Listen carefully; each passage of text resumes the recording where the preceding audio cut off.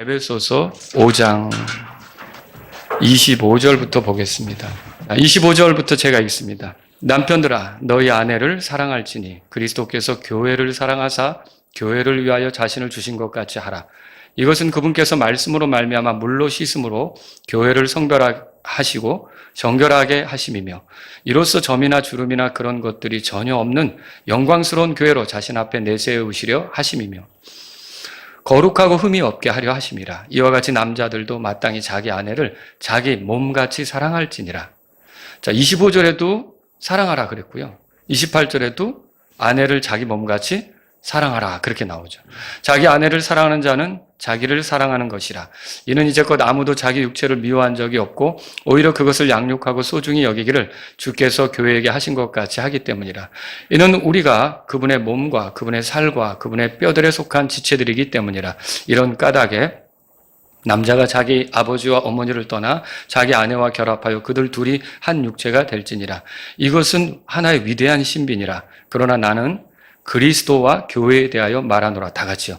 그럼에도 불구하고 너희 모두 각 사람이 자기를 사랑하듯 그처럼 개별적으로 자기 아내를 사랑하고 아내는 주의하여 자기 남편을 존경할지니라. 아멘. 자, 25절에도 남편들아 너희 아내를 사랑하라 그랬고요. 28절에도 남자들도 마땅히 자기 아내를 자기 몸같이 사랑할지니라 그랬고요. 33절에도요. 개별적으로 자기 아내를 사랑하고 이렇게 말했어요. 그러면 이거 세 번이나 이렇게 반복적으로 남편들이 아내를 사랑하는 것이 마땅하다 그렇게 말하고 있죠. 그러니까 성령으로 충만한 남편들은 어떻게 살까요? 아내를 사랑한다 이렇게 정리하시면 되겠죠. 자, 그래서 성령으로 충만한 남편은 아내를 사랑합니다. 이런 제목으로 오늘 말씀드리겠습니다. 이 건강한 가정이라고 하면 남편과 아내가 서로를 존중합니다. 그래서 서로에게 복종하는 일이 있죠. 21절에 보세요. 그래서 이렇게 이 말씀들이 시작되면서 이 말씀이 나오는 거예요. 21절 같이 읽어보죠. 하나님을 경외하는 가운데 너희 스스로에게 서로 복종하라 그랬죠. 여기 서로 복종하라 그랬어요. 자, 제가 지난번에 성령으로 충만한 아내는 남편에게 복종한다고 돼 있죠. 그러면 남편은 복종을 하지 않는가? 이제 어느 날 우리 형제 중 한 분이 집에 들어갔어요. 고뇌가지고 이제 좀 일찍 퇴근해서 모처럼 쉬어야겠다고 들어갔더니 자매가 아내죠. 여보, 일찍 와서 너무 좋다. 저 쓰레기 박스 좀 분리해놓은 거 있지. 그것 좀 갖다 버려. 우리 교회 형제들은 다 합니다. 그죠? 그런데 어떤 분은 왜? 내가 왜? 그날 저녁 먹을 생각 하지 말아야죠, 그러면. 그죠? 거기서 남편에게 좀 부탁을 했잖아요. 그러면 남편이라도 그럴 때 아내가 내 도움이 필요한가 보다 하고 그거 따라주면 좋잖아요. 제가 어떤 경우 이렇게 신방을 가면서 봤는데 우리 교회 집사님 중에 한 분이 쓰레기, 음식물 쓰레기 있죠? 그거를 들고 나오면서 이렇게 정리하는 걸 제가 목격한 적이 있어요. 아, 이렇게 또 집안에서는 또 거칠어 보이시기도 한데 이런 건 잘 하시는구나. 이렇게 또 생각이 든 적이 있어요. 누구라고 말은 안 합니다. 4분 중에 한 분이에요. 4분 중에 한 분인데, 결국은 아내가 남편에게 복종해야 된다고 했지만 반대로 남편도 아내에게 복종해야 될 때가 있어요. 아니, 성경에 지난주에 설교 안 들었어? 아내가 복종하라 그랬잖아. 이것만 끝까지 주장하시면 큰일 납니다. 큰일 나는 거예요. 그러니까 성경에 뭐라고 그랬어요? 너희가 서로 복종하라. 예. 그런 말도 있더라고요.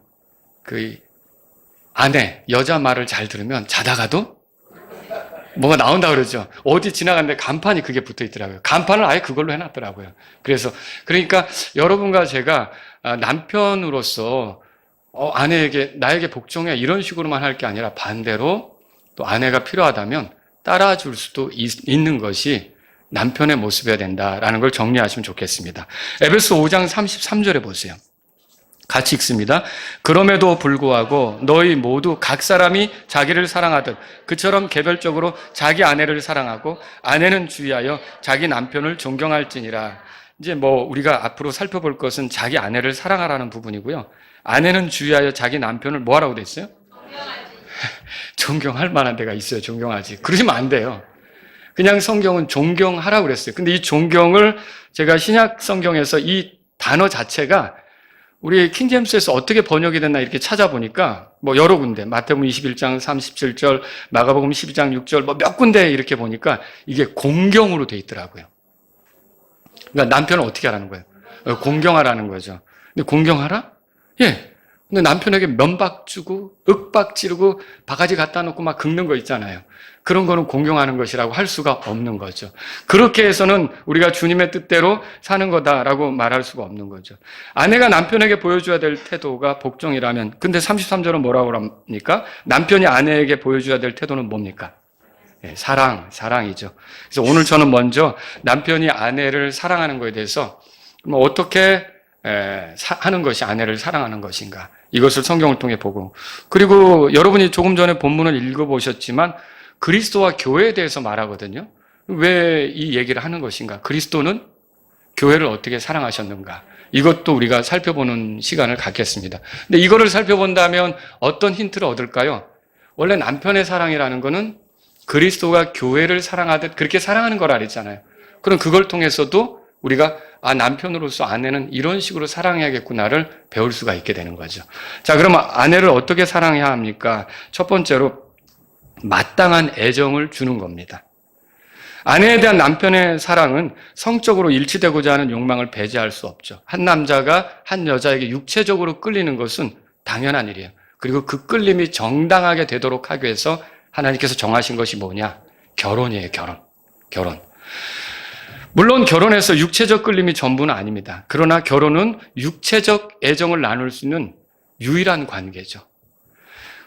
그렇다면 남편은 아내에게 육체적 애정을 줘야 돼요. 내가 사랑받고 있다. 남편에게 사랑받고 있다. 이렇게 느껴지게 도와줘야 된다는 거죠. 내 아내가 아닌 다른 사람에게 육체적 애정을 준다. 이거는 아내의 시기를 불러일으키고요.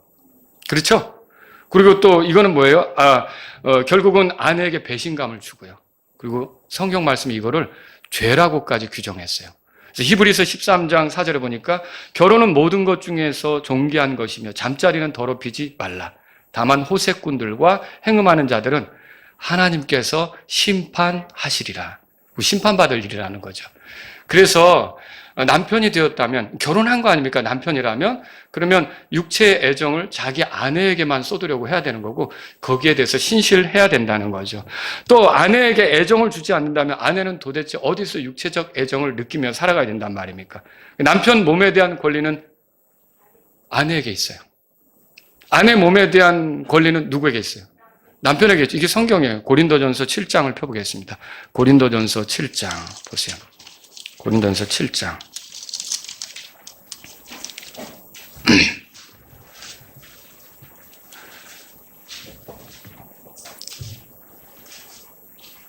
1절에 이제 너희가 내게 쓴 것들에 관해서 말하자면 남자가 여자에게 손을 대지 않는 것이 좋으니라.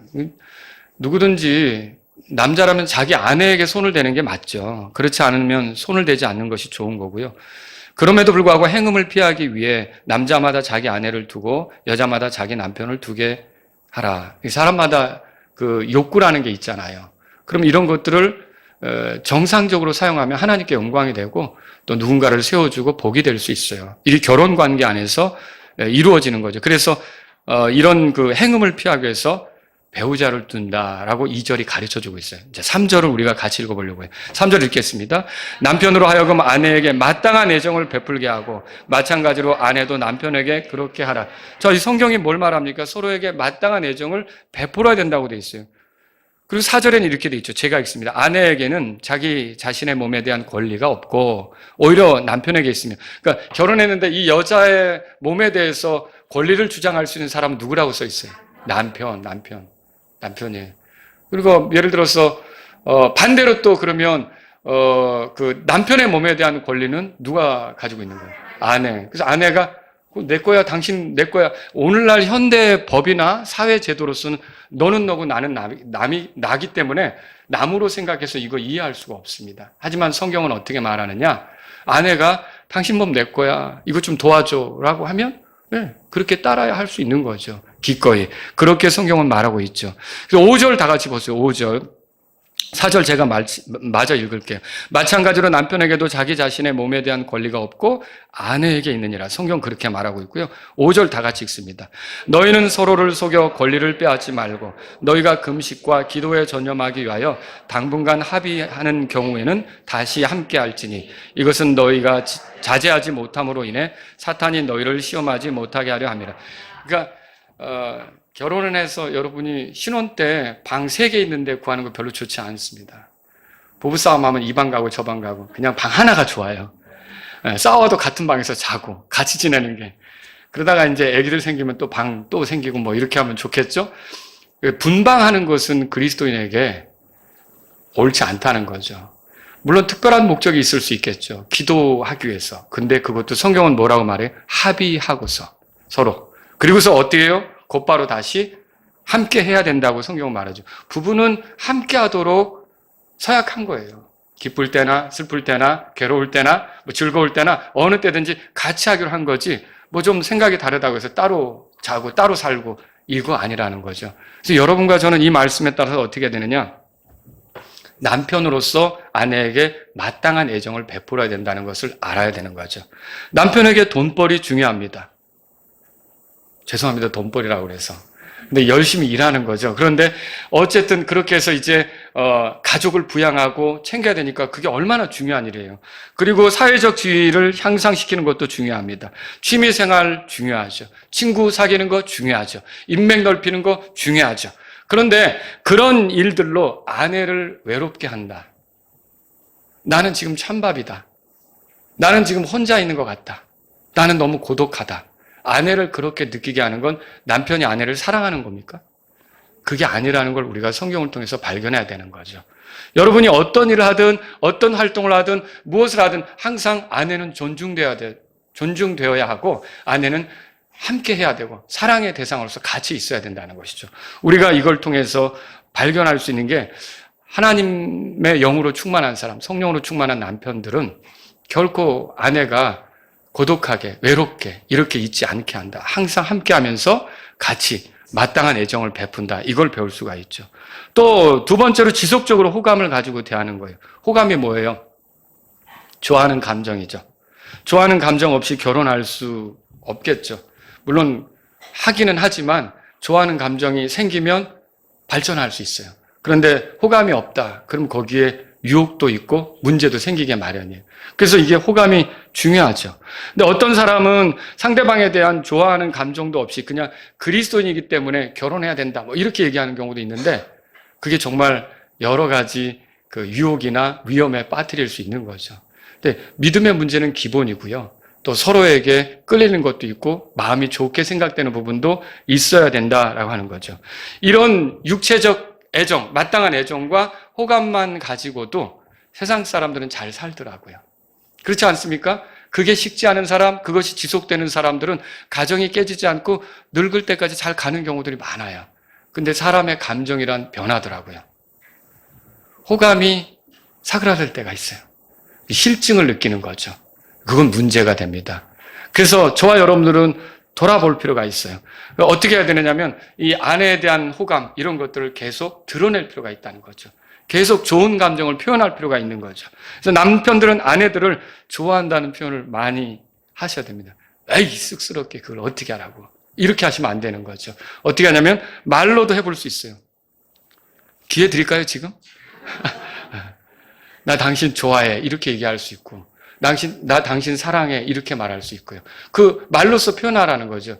이게 남편들이 나이가 들어서 제가 아직 그 경험은 못 해봤어요. 근데 다른 분이 쓴 그런 글들을 읽어보면 죽기 전에 후회하는 것들을 얘기하는데 젊었을 때 나 만나가지고 나 돕느라고 뒷바라지 철저히 하고 나와 사랑해서 내 자녀들을 낳아주고 내 자녀들을 같이 키워주고 또 손자 손녀 낳으니까 그 애들 돌봐주고 이게 늙음하게까지 나와 같이 해줬는데 아내에게 사랑한다는 말을 많이 안 했던 거 이걸 가지고 결국 죽어갈 때 후회하는 사람들이 많다는 거죠.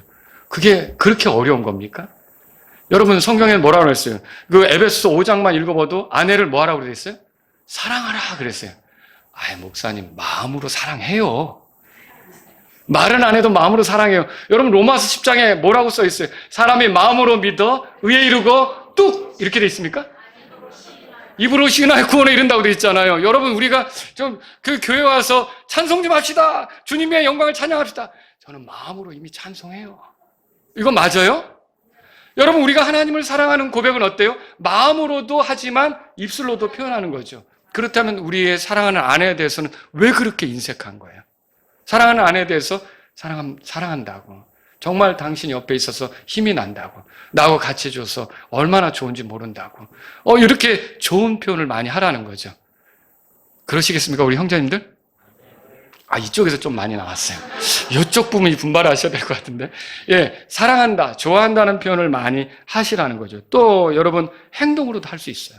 행동으로 이렇게 격려해주고, 붙잡아주고, 손도 잡아주고, 생일도 기억해주고. 생일 기억하라 그랬죠? 결혼기념일도 기억해주고. 저도 반성을 할 게 많아요. 제가 이 설교를 하지만.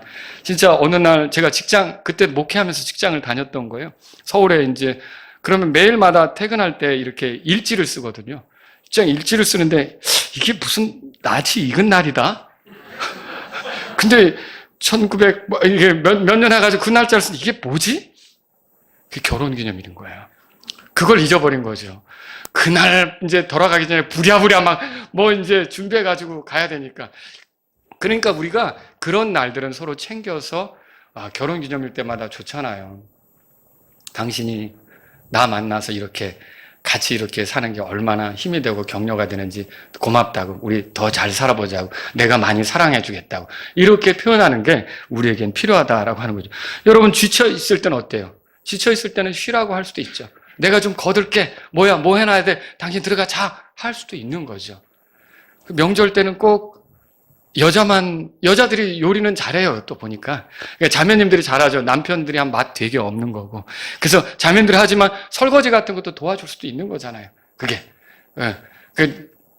저희 집도 그래요. 명절 때면 남자들이 돌아가면서 설거지 하거든요. 전부 다.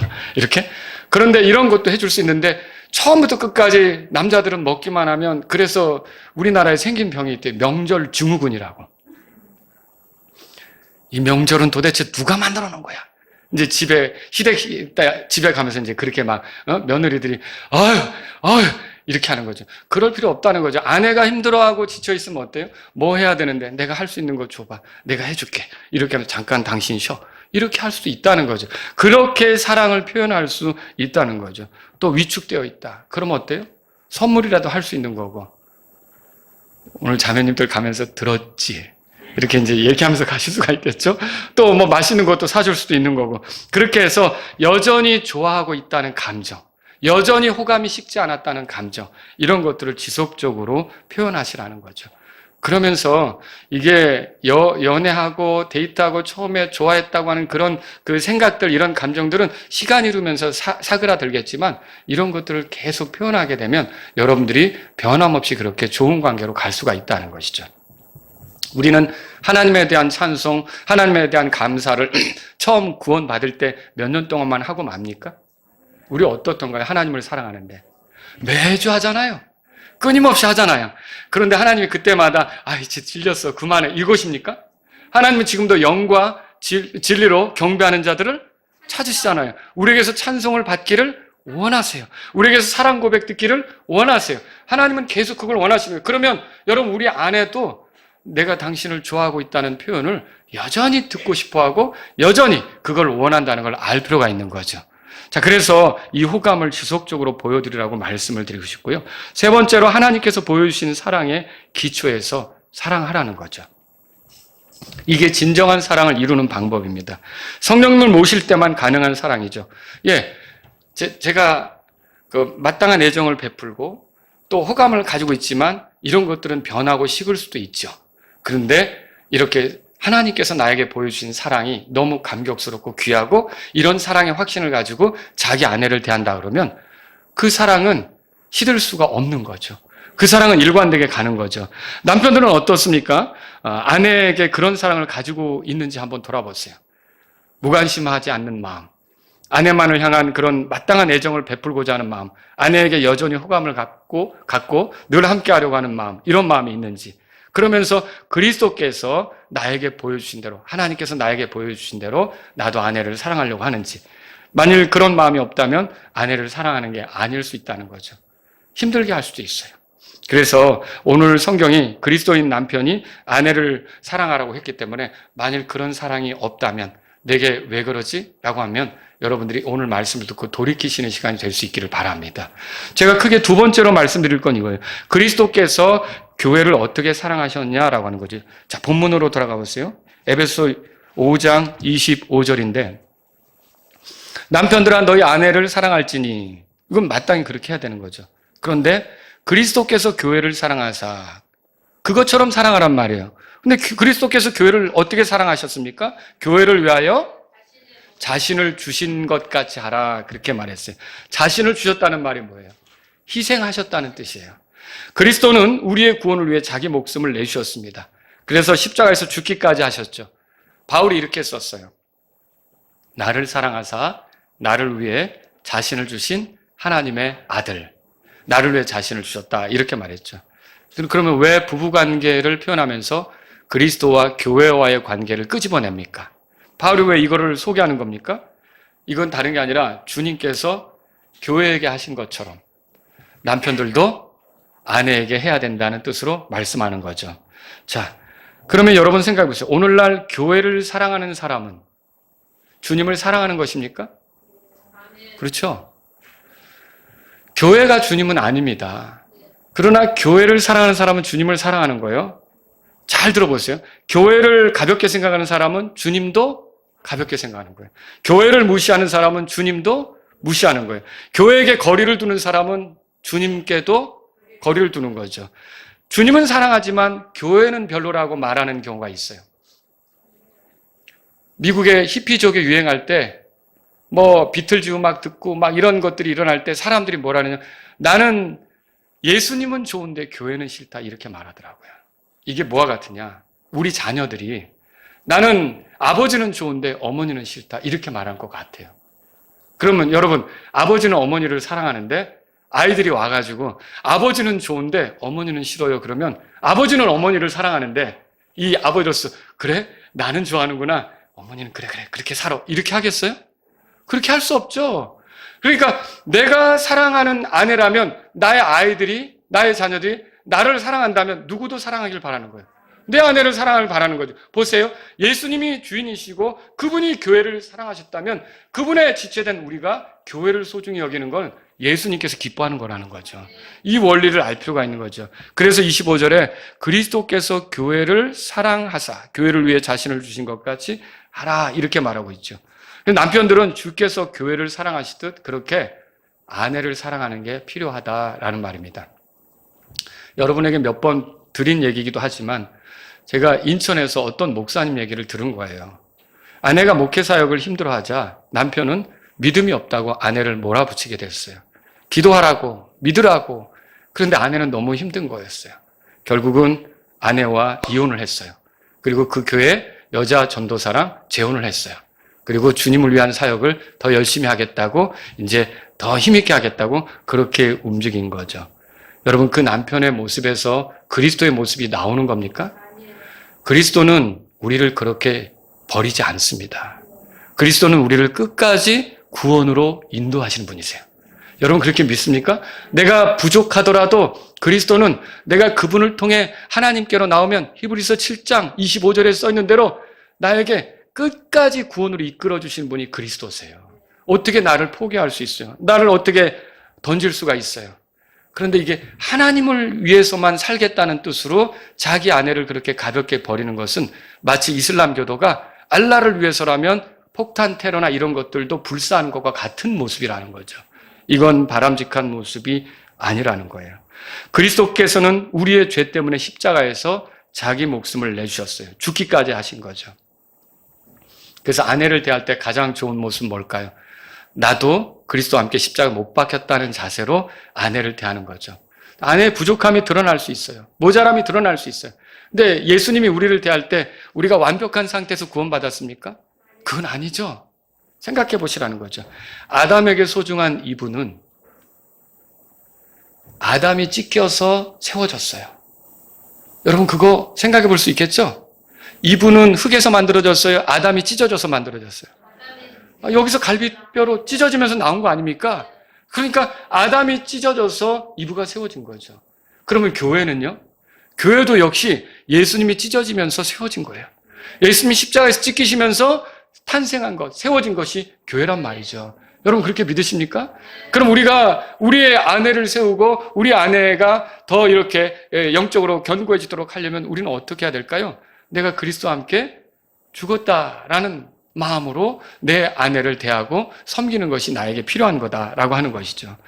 고린도후서 8장을 한번 찾아보실래요? 그리스도께서는요, 교회를 얻고자 자신의 모든 것을 내려놓으셨어요. 하늘의 영광도 내려놓으셨죠. 불편한 땅으로 찾아오셨습니다.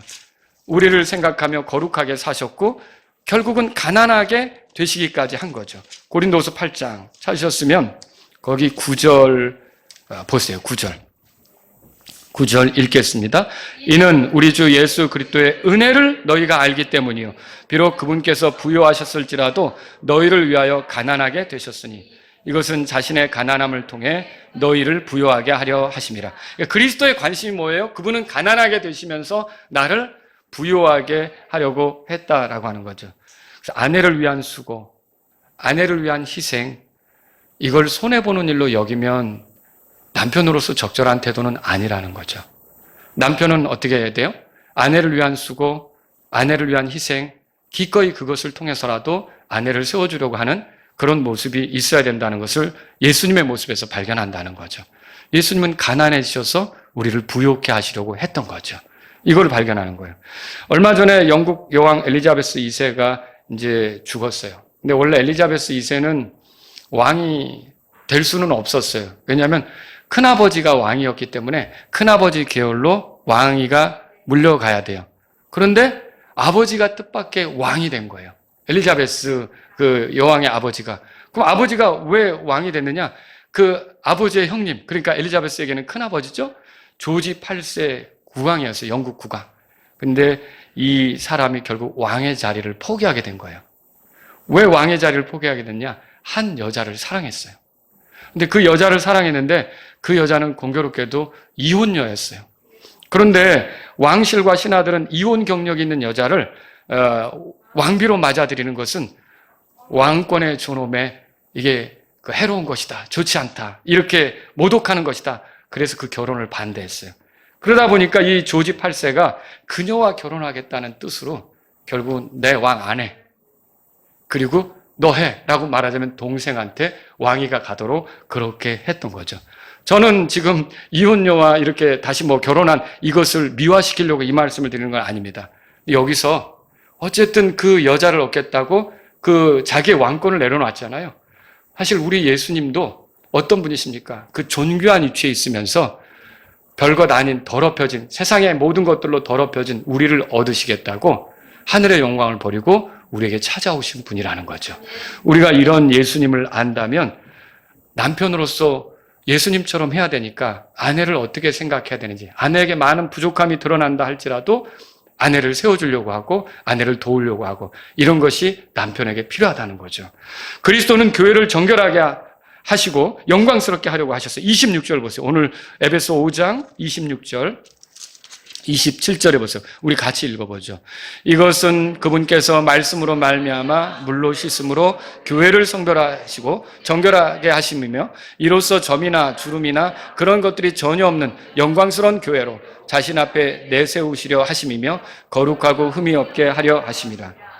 주님은 자신이 사랑하는 이 우리들이 결국 자신의 기대 가운데 더 멋진 모습이 되기를 바라시는 거예요. 그래서 지금은 부족해도 그런 위치에 설 거라는 기대를 가지고 변함없이 우리를 사랑하시는 거죠. 사실 이것이 우리 남편들에게도 아내를 향해서 있어져야 될 그 생각이라는 거죠. 주님은 물로 씻음으로 교회를 성별하시고 정결하게 하십니다. 또 교회가 거룩하고 흠이 없게 하려 하십니다. 현재에도 말씀으로 정결하게 하시지만 미래에도 거룩하고 흠이 없게 세워지도록 그렇게 바라보면서 우리를 변함없이 사랑하는 거죠. A.T. 피어슨이라고 하는 목사가 있었어요. 이분이 이렇게 썼습니다. 들어보세요. 공감하실런지. 이것을 생각해 보세요. 마지막에 전능하신 하나님의 눈이 우리를 살필 것이요. 살펴서 이 우스꽝스럽고 점 많은 인간의 얼굴에서 그분의 온전한 거룩에 비추어 전혀 흠없음을 발견하게 될 것입니다. 얼마나 놀라운 일입니까? 여러분, 언젠가 하나님께서 우리를 볼 때 참 부끄러운 것이 많았던 우리였는데 우리를 대하는 그 순간 거룩하고 흠이 없고 영광스럽게 되는 순간이 있다면 놀라운 일 아닙니까? 주님은 우리에게서 그런 걸 바라면서 변함없이 사랑한다는 거죠. 주님은 주님의 교회를 사랑하는데 완벽한 교회니까 사랑합니까? 아니죠. 교회는 문제가 많습니다. 예를 들면 처음 사랑을 잃어버린 에베소 교회가 있어요. 타협하는 버가모 교회가 있어요. 부패한 두아디라 교회가 있어요. 살아있다는 이름은 가졌으나 죽어있는 사대 교회가 있어요. 뜨겁지도 차지도 않은 라오디게아 교회가 있어요. 그리고 시기와 다툼과 분쟁이 많았던 고린도 교회가 있어요. 율법주의에 빠졌던 갈라디아 교회가 있어요. 자매들 간에 다툼이 있었던 빌립보 교회가 있어요. 그런데 주님은 이 교회들을 포기하지 않고 계속 사랑을 보여주면서 돌이키기를 바라고 기회를 주시려고 하고 그들이 더 온전한 교회가 되기를 원해서 계속 권면하시고 이끌어 주시지 않습니까?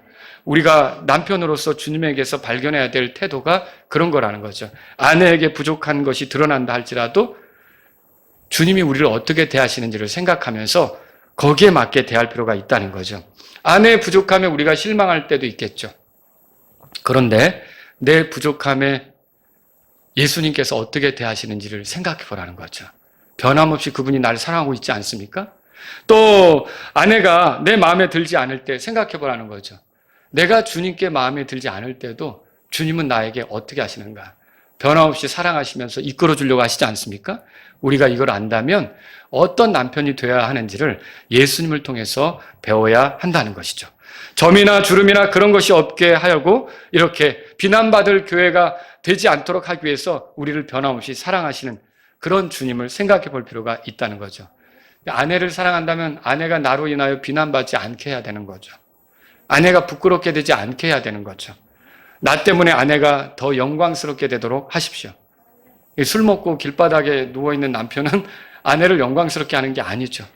부끄럽게 하는 거 아니에요. 그렇죠? 그 아내를 영광스럽게 하는 그 교회를 영광스럽게 하려고 했던 주님을 생각한다면 우리가 어떻게 하면 나 때문에 이 남편 때문에 아내가 이 남편으로 내가 정말 기쁘다, 즐겁다, 자랑스럽다 이게 영광을 누리는 거거든요. 그렇게 될 수 있도록 남편들은 그렇게 해야 된다라고 하는 거죠. 28절부터 30절 볼까요? 28절 제가 읽습니다. 이와 같이 남자들도 마땅히 자기 아내를 자기 몸같이 사랑할지니라. 자기 아내를 사랑하는 자는 자기를 사랑하는 것이라. 이는 이제껏 아무도 자기 육체를 미워한 적이 없고 오히려 그것을 양육하고 소중히 여기기를 주께서 교회에게 하신 것 같이 하기 때문이라. 30절 다 같이요. 이는 우리가 그분의 몸과 그분의 살과 그분의 뼈들에 속한 지체들이기 때문이라. 주님은 교회를 소중히 여기고 양육한다고 돼 있어요. 그럼 마라나타 침례교도 소중히 여기고 교회가 성장하기를 바라실까요? 당연히 그렇죠. 그러면 여러분 주님을 닮은 남편은 어떻게 될까요? 자기 아내가 영적으로 성장하는 데 관심이 있습니다. 자기 아내가 영적으로 성장하는 데 관심이 있어요. 남편들은 생각해보세요. 나로 인해 내 아내가 영적으로 더 성장하기를 원하는지. 관심도 없다면 지금 아내를 사랑하는 것에 문제가 있다는 걸 알아야 돼요. 그러면 여러분 보세요. 아내가 영적으로 성장하기를 바란다면 남편이 이끌어주는 위치에 있다. 그러면 나도 어떻게 해야 됩니까? 나도 영적으로 성장해야죠. 영적인 성장을 위해 관심을 가져야죠. 이게 남편의 태도란 말이에요. 근데 나는 세속적으로 살고 나는 세상 것만 쫓아다니고 나는 세상의 재미에 빠져 있으면서 아내가 영적으로 자라기를 바란다? 이건 아닌 거죠. 자, 아내가 영적으로 자라기를 바란다면 어떻게 해야 돼요? 남편도 영적으로 더 자라기를 원해야 된다는 거죠. 이거를 우리가 알 수 있는 거죠. 자, 자기 아내라는 말이 28절에 있죠. 아내는 우리 남편들에게 여러 명이 아니에요. 자기 아내 하나가 있어요. 그러니 소중한 거예요. 세상에 많은 모임이 있고 단체가 있지만 주님에게 가장 소중한 모임은 교회란 말이에요. 교회. 우리에게 많은 사람들이 있고 많은 사람을 만나고 상대하지만 남편들에게 가장 소중한 존재는 아내가 되는 거죠. 아내가. 그래서 저도 우리 아이를 하나 이제 출가시켰지만은 둘째, 셋째 이렇게 다 떠나겠죠. 저는 누구와 끝까지 남아야 됩니까? 아내하고 남는 거예요, 여러분들이. 그렇죠? 일찍이 아버지 어머니를 떠난 거고 물론 그렇다고 아버지 어머니를 안 바라보고 산다 그건 아니지만 이렇게 분리했고 또 우리 자녀들이 불리해요. 그런데 끝까지 나하고 같이 갈 사람은 누굽니까? 내 아내죠. 그럼 제일 잘해줘야죠. 그죠? 최고의 대우로 이렇게 해줘야죠. 왜냐하면 끝까지 서로 의지하면서 주님 안에서 바라보고 소망 삼아 가는 거니까 이것이 우리에게 필요하단 말입니다. 다른 날처럼 어김없이 자전거를 끌고 언덕을 올라가는 아내의 모습이 보였습니다. 남편은 아내의 모습에 안쓰러움을 느껴 어떻게 하면 아내가 편안하게 고개를 넘을까 하는 고민을 시작했습니다. 남편은 고민 끝에 아내의 자전거에다가 모터를 달아주었습니다. 여러 차례 실험 끝에 언덕에서도 모터로 달리는 자전거가 완성되었습니다. 이후 이 자전거는 엄청난 인기를 끌게 되었습니다. 붕 해서 올라가는 거죠. 그렇죠? 이 자전거를 개발한 남편은 세계적인 자동차 회사 혼다의 사장이 되었습니다. 세계적인 유명 발명품은 두뇌의 산물이라기보다 생활의 필요에 의해 만들어졌습니다. 아내를 사랑하는 마음, 아내의 고통을 나누고 싶은 고민 속에서 아내의 수고를 덜어주려고 하는 그 기구, 그런 것들을 찾다가 결국은 축복의 시작이 되었고 이 사람은 엄청난 회사를 갖게 된 거죠. 여러분, 우리가 아내가 뭔가 어려워하면 그것에 대해서 관심을 가져야 되고 그것에 대해서 도와주려고 해야 되고 그것에 대해서 벗어날 수 있게 해주려고 해야 되고 이런 것이 예수님도 우리에게 그렇게 하신 거 아닙니까? 우리가 그렇게 사는 것이 남편으로서 마땅하다는 것을 성경을 통해서 알아야겠죠. 저 지금 많이 찔리고 있습니다. 예, 저도 반성하며 노력하겠습니다, 여러분. 우리 좋은 남편들이 다 돼야겠죠. 사람은 본능적으로 자기 몸을 관리하고 챙깁니다. 교회가 위기에 처할 때마다 우리는 당황해할 수 있어요. 근데 그거 아세요? 이 교회가 누구 몸이에요? 예수님 몸이죠? 그러면 이 교회가 어려움에 처했는데 예수님 모른 척 할까요? 아니죠. 아주 우리 몸에 문제가 생기면 본능적으로 약을 찾고 이렇게 온도계로 재보기도 하고 맥박도 재보고 우리가 본능적으로 그렇게 하는 것처럼 우리 교회 문제가 생기면 예수님은 어떻게 하냐면 아주 관심을 가지고 어떻게 바로잡아 줄지 이렇게 개입하신다는 거죠. 여러분 그거 믿으십니까? 그래서 우리가 어려운 일이 생기면 당황할 게 아니라 그런 주님께 더 기도하는 게 필요한 거죠. 근데 마찬가지로 우리 자신도 우리 아내에게 어려움이 생기면 그건 알아서 해결해. 이거 무서운 말이에요. 신실하게 아내가 뒷바라지하고 넥타이도 챙겨주고 매주고 옷도 다려주고 나가면 머리도 만져주고 열심히 했는데 어려운 일이 생겼는데 그건 당신이 알아서 해. 이건 위험한 얘기라는 거죠. 여러분 아내가 어려워하고 힘들어하는 거 있으면 어떻게 될까요? 많이 힘들지. 어떻게 해볼까? 같이 한번 우리 기도하면서 해결해보지. 여러분 이것이 남편 된 사람의 태도이어야 한다는 것이죠. 그래서 주님을 닮은 남편은 어땠습니까? 아내를 돌보고 아내를 도우려고 하고 아내를 챙겨주려고 합니다. 그래서 오늘날 성령으로 충만한 남편은 어때요? 그리스도께서 교회에게 하듯이 그렇게 자기 아내에게 한다는 것을 생각하시기 바랍니다. 자, 말씀을 정리해 볼게요. 제가 지금 여러 가지로 말씀을 드렸지만 핵심은 하나예요. 남편들은 저를 포함해서 아내를 사랑할 때 누구처럼 하면 잘하는 거예요? 예수님이 누구를 사랑했죠? 교회를 사랑하는 것처럼 그렇게 우리가 우리 아내를 사랑하면 잘하는 거라는 거죠. 그렇게 해야 된다는 걸 성경을 통해서 배우게 된다는 거죠. 이 말씀에 따라 우리가 적용할 수 있는 거 한 3가지 말씀드리고 끝날게요. 첫 번째는요. 왜 미혼인 자매들이 믿는 형제와 결혼해야 되는가? 여기서 답이 나왔어요.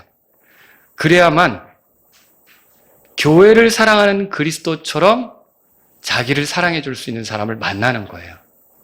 믿지 않는 사람은 마땅한 애정을 베풀고 호감을 갖고 나를 대할 수는 있어요. 그런데 그리스도가 교회를 사랑한 것을 모른다면 호감이 식어지고 실증이 나고 마땅한 애정이 딴 사람에게 마음이 들고 이렇게 되면 거기엔 문제가 생기는 거죠. 그러나 정말 그리스도를 믿고 따르면서 주님을 공경하고 주님처럼 살고 싶은 예수님의 제자라면 예수님이 교회를 사랑하신 것처럼 자기 아내를 대하려고 하지 않겠어요? 그런 남편을 만난다면 여러분은 어떻게 되겠어요? 예, 같이 하나님 말씀을 실현해 갈 수 있는 기회를 갖게 되겠죠. 그래서 믿지 않는 그런 사람을 배우자로 생각할 게 아니라 예수 그리스도를 신실하게 섬기면서 나를 이끌어주고 그리스도처럼 나를 사랑해 줄 수 있는 그런 사람을 우리 청년 자매님들은 남편으로 만날 수 있기를 주의 이름으로 바랍니다. 또 왜 결혼한 남자는 아내를 사랑해야 합니까? 이것도 답이 나왔죠. 그게 주님의 명령이에요. 그것이 주님이 교회를 사랑하는 것처럼 이렇게 이제 하는 것이기 때문에, 그래서 우리가 주님처럼 산다면, 주님을 따른다면 당연히 우리는 주님이 교회를 사랑하는 것처럼 우리는 우리 아내를 사랑해야 되는 것이죠. 그리스도는 교회가 부족해도 여전히 사랑하십니다. 자신의 기대에 못 미쳐도 여전히 사랑하십니다. 우리에게 대한 사랑, 이거 좋은 기대를 가지고 그 사랑을 포기하지 않는다는 거죠. 그러므로 남편들도 어떻게 됩니까? 앞으로 사랑한다는 표현을 많이 하세요. 나중에 후회하지 마시고, 고맙다는 말도 많이 하시고, 예? 이렇게 같이 있어서 기쁘다는 표현도 많이 하시고. 입은 그런 때 쓰라고 만들어준 것 같아요. 그렇지 않습니까? 도대체 입을 우리가 어느 때 사용할 거예요? 거친 욕을 하고. 에베소서 5장에 보세요. 그거 보세요. 5장에. 거기 보시면 에베소 5장에 찾으셨죠? 그 3절에 보세요. 오직 행음과 또 부정한 것과 혹은 탐욕과 너희 중에서 한 번이라도 뭐라고 돼 있어요? 입에 올리지 말라. 그런 건 말하지 말라는 거예요. 그것이 성도에게 합당하니라. 또한 추잡한 것이나 어리석은 잡담이나 저급한 농담도 입에는 적합하지 않는 거예요. 오히려 뭐라고 돼 있어요? 그러면 우리가 아내에 대해서도 고맙다는 말, 감사하다는 말 할 수 있지 않습니까? 왜 그것에 대해서는 당연시 하느냐는 거죠.